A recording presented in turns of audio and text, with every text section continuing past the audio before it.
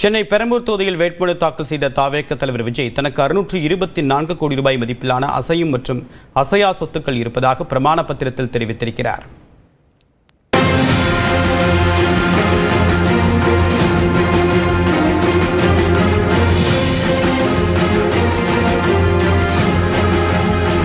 தமிழ்நாடு சட்டமன்ற தேர்தலில் சென்னை பெரம்பூர் தொகுதியில் போட்டியிடும் தாவேக தலைவர் விஜய் தனது சொத்து விவரங்களை வேட்பு மனுவுடன் பிரமாண பத்திரத்தில் பகிர்ந்துள்ளார்.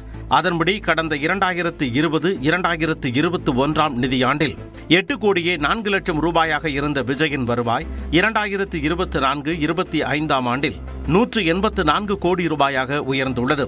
தந்தை SA சந்திரசேகருக்கு 3 கோடியே 2 லட்சம் ரூபாயும் தாய் ஷோபாவுக்கு 87 லட்சம் ரூபாயும் கடன் வழங்கியுள்ளதாக கூறிய விஜய் மனைவி சங்கீதாவுக்கு 12 கோடியே 6 லட்சம் ரூபாயை கடனாக கொடுத்திருப்பதாகவும் தெரிவித்துள்ளார். மேலும் மகன் ஜேசன் சஞ்சய்க்கு 8,78,000 ரூபாயும் மகள் திவ்யா சாசாவுக்கு 4,60,000 ரூபாயும் கடனாக வழங்கியுள்ளதாகவும் விஜய் கூறியுள்ளார். தாவேக பொதுச் செயலாளரும் நீண்டகால நண்பருமான என் ஆனந்திற்கு 3 கோடியும் தயாரிப்பாளர் வி ரவிச்சந்திரனுக்கு 5 கோடி ரூபாயும் கடன் கொடுத்திருப்பதாக குறிப்பிட்டுள்ளார். இதைத் தொடர்ந்து 1 கோடியே 20 லட்சம் ரூபாய் மதிப்பிலான 883 கிராம் தங்கமும் 15 லட்சம் ரூபாய் மதிப்பிலான வெள்ளி பொருட்களும் வைத்திருப்பதாக விஜய் தெரிவித்துள்ளார். மனைவி சங்கீதாவிடம் 4 கோடியே 7 லட்சம் ரூபாய் மதிப்பிலான தங்கமும் 5,10,000 ரூபாய் மதிப்பிலான வெள்ளி பொருட்களும் 1 கோடி ரூபாய் மதிப்பிலான வைரமும் இருப்பதாக விஜய் வேட்புமனுவில் கூறியிருக்கிறார். மேலும் 80 லட்சம் ரூபாய் மதிப்பிலான BMW 530 கார், 3 கோடி ரூபாய் மதிப்பிலான டொயாட்டோ லக்ஸஸ் 350 கார், 2 கோடி ரூபாய் மதிப்பிலான BMW 17 கார், 5,35,000 ரூபாய் மதிப்பிலான மாருதி ஸ்விஃப்ட் மற்றும் 67,000 ரூபாய் மதிப்பிலான TVS XL சூப்பர் உள்ளிட்ட வாகனங்கள் வைத்திருப்பதாக பிரமாண பத்திரத்தில் கூறியுள்ளார். விஜயின் வருமான வரி நிலுவை 2011-2012 நிதியாண்டில் 91 லட்சம் ரூபாய் என்றும் 2022-2023 நிதியாண்டில் 14,13,000 ரூபாய் எனவும் தெரிவிக்கப்பட்டுள்ளது. லயோலா கல்லூரியில் BSc படிப்பை முதலாண்டிலேயே நிறுத்திவிட்ட தான் விஜய் வித்யாஸ்ரம் பள்ளியின் தாளாளராகவும் ஜயாநகர் ப்ராப்பர்ட்டி பிரைவேட் லிமிடெட் நிறுவனத்தில் மேலாண்மை இயக்குநராகவும் இருப்பதாகவும் விஜய் கூறியுள்ளார். இது தவிர தனது தங்கை வித்யா பெயரில் வித்யா சேரிட்டபிள் ட்ரஸ்ட் உள்ளிட்ட அறக்கட்டளைகளின் அறங்காவலராகவும் உள்ளதாக குறிப்பிட்டுள்ளார். கொடைக்கானல் வில்பட்டி பகுதியில் 2 எஸ்டேட்டுகள் இருப்பதாகவும் இந்தியன் ஓவர்சீஸ் வங்கி சாலிகிராமம் கிளையில் 213 கோடி ரூபாய் டெபாசிட் செய்துள்ளதாகவும் கூறியுள்ளார். மேலும் ஆக்சிஸ் வங்கி இந்திராநகர் கிளையில் 57 கோடி, HDFC பெசன்ட் நகர் கிளையில் 77 லட்சம் இருப்பதாகவும் மனைவி சங்கீதாவின் HDFC பெசன்ட் நகர் கிளை வங்கி கணக்கில் 10 கோடியே 43 லட்சம் ரூபாய் டெபாசிட்டாக உள்ளதாகவும் தாவேக தலைவர் விஜய் தெரிவித்துள்ளார். தொடர்ந்து ஒரு நிமிட செய்திகளை பார்க்கலாம். தனக்கு 6 கோடியே 26 லட்சம் ரூபாய்க்கு சொத்துகள் இருப்பதாக முதலமைச்சர் ஸ்டாலின் தெரிவித்துள்ளார். சென்னை கொளத்தூர் தொகுதியில் போட்டியிடும் முதலமைச்சர் மு க ஸ்டாலின் நேற்று வேட்புமனு தாக்கல் செய்தார். அதில் கடந்த நிதியாண்டில் முதலமைச்சர் ஸ்டாலின் 30,94,000 ரூபாய் வருமானம் ஈட்டியதாகவும் அவரது மனைவி துர்கா ஸ்டாலின் 5,33,000 ரூபாய் வருமானம் ஈட்டியதாகவும் குறிப்பிடப்பட்டுள்ளது. முதலமைச்சரிடம் 10,000 ரூபாய் ரொக்கமாக கையிருப்பில் இருப்பதாகவும் மனைவியிடம் 40,000 ரூபாய் இருப்பதாகவும் தெரிவிக்கப்பட்டுள்ளது. இருவரிடமும் கார், இருசக்கர வாகனம் போன்ற எந்த வாகனங்களும் இல்லை எனவும் பரஸ்பர நிதிகள், பத்திரங்கள், பங்குகள் இல்லை என்றும் குறிப்பிடப்பட்டுள்ளது. பஞ்சாப் நேஷனல் வங்கியின் சேமிப்பு கணக்கில் 64,000 ரூபாயும் தேர்தல் செலவுக்காக TMB கிளையில் 10 லட்சம் ரூபாயும் இருப்பதாக குறிப்பிட்டுள்ளார்.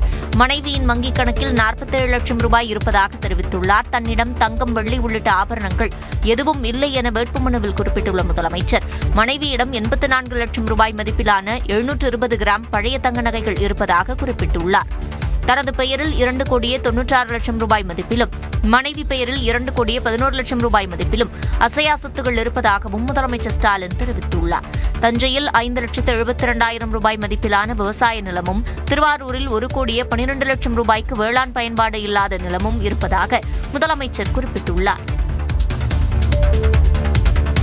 மோடியும் அமித்ஷாவும் தான் எதிர்க்கட்சித் தலைவர் எடப்பாடி பழனிசாமியின் கொள்கை தலைவர்கள் என துணை முதலமைச்சர் உதயநிதி ஸ்டாலின் விமர்சித்துள்ளார். காஞ்சிபுரத்தில் தனது பரப்புரையை தொடங்கிய துணை முதலமைச்சர் உதயநிதி திமுக நிறுவனர் பேரறிஞர் அண்ணாவின் நினைவில்லத்திற்கு சென்று அவரது உருவச் சிலைக்கு மாலை அணிவித்து மரியாதை செலுத்தினார்.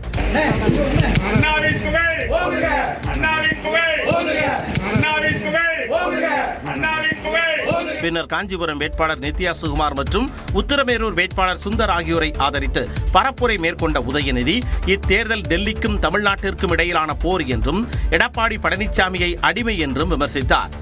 எதிர்க்கட்சி தலைவர் எடப்பாடி பழனிசாமி அவர்கள் தேர்தல் பிரச்சாரத்தை எங்கே ஆரம்பிச்சார் தெரியுமா? சென்னையில பாஜக போட்டியிடுற மயிலாப்பூர் தொகுதியில் தான் தன்னுடைய பிரச்சாரத்தை ஆரம்பிச்சார். இதுல இருந்து என்ன தெரியுது?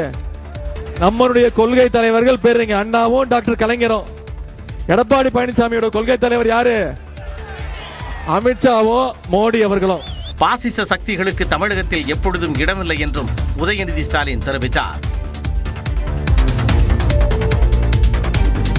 ஊழல் செய்வதற்காக திமுக 8000 ரூபாய் கூப்பன் திட்டத்தை அறிவித்திருப்பதாக அதிமுக பொதுச் செயலாளர் EPS குற்றஞ்சாட்டியுள்ளார். தென்காசி மாவட்டம் ஆலங்குளம், தென்காசி, கடையநல்லூர், வாசுதேவநல்லூர், சங்கரன்கோவில் தொகுதிகளில் தேசிய ஜனநாயக கூட்டணி சார்பில் போட்டியிடும் வேட்பாளர்களுக்கு ஆதரவாக அதிமுக பொதுச் செயலாளர் எடப்பாடி பழனிசாமி வாக்கு கேட்டு கடையநல்லூரில் பரப்புரை மேற்கொண்டார்.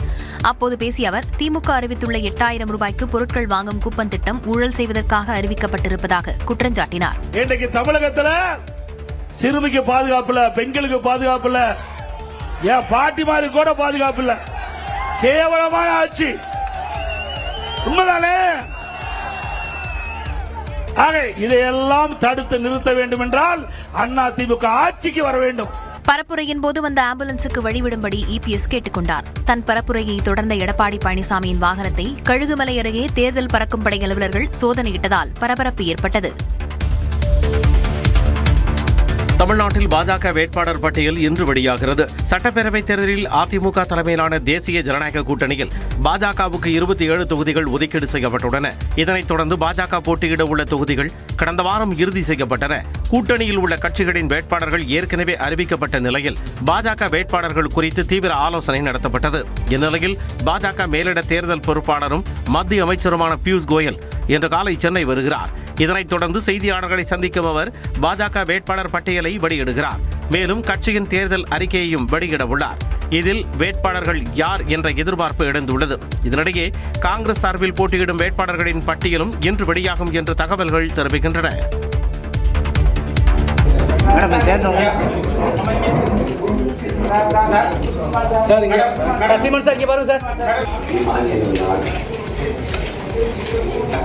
முழுமுதல் ஆட்சியையும் ஒருமைப்பாட்டையும் நிலைநிறுத்துவேன். மீடியா நிறைய